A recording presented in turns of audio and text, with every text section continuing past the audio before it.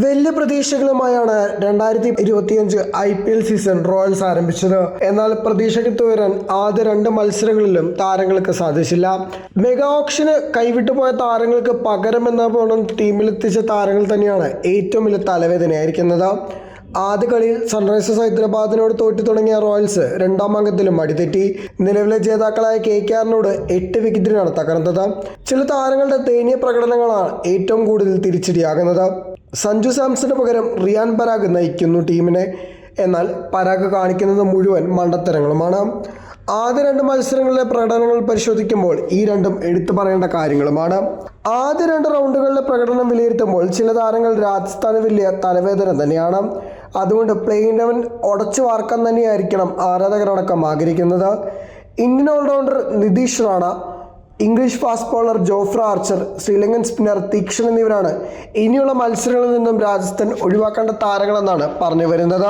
രാജസ്ഥാൻ റോയൽസിന്റെ മധ്യനിരയിൽ ടീമിനെ കെട്ടുറപ്പ് നൽകാൻ വേണ്ടിയാണ് റാണയെ എത്തിച്ചത്.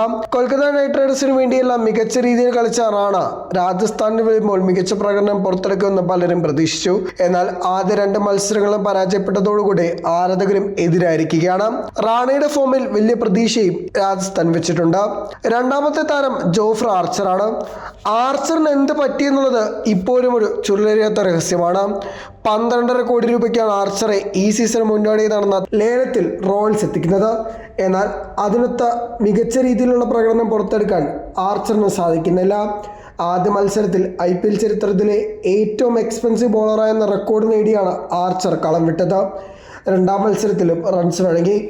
മൂന്നാമത്തെ പ്രധാന ദൗർബല്യമായി പറയുന്നത് സ്പിൻ വിഭാഗത്തിന്റെ പോരായ്മയാണ്. യുസ്വേന്ദ്ര ചഹൽ, അശ്വിൻ, കേശവ് മഹാരാജ് എന്നീ 3 പ്രധാന സ്പിന്നർമാരുമായാണ് കഴിഞ്ഞ സീസൺ രാജസ്ഥാൻ കളിച്ചത്. ഇതിൽ കേശവ് മഹാരാജ് കൂടുതൽ മത്സരങ്ങളിൽ കളിച്ചത് പോലുമില്ല. എന്നാൽ ഇപ്പോൾ 2 സ്പിന്നർമാരെക്കാൾ എന്തുകൊണ്ടും ഭേദം മഹാരാജ് തന്നെയായിരുന്നു. എന്നാൽ IPL താരലേലത്തിൽ മികച്ചൊരു താരത്തെ കണ്ടുപിടിക്കാൻ അവർക്ക് സാധിച്ചില്ല. അതുതന്നെയാണ് ഈ സീസണിലും രാജസ്ഥാന് വലിയ തലവേദനയായിരിക്കുന്നത്. സഞ്ജു ക്യാപ്റ്റൻസിലേക്ക് വരുമ്പോൾ വലിയ മാറ്റങ്ങൾ ടീമിൽ പ്രതീക്ഷിക്കുന്നുമുണ്ട്.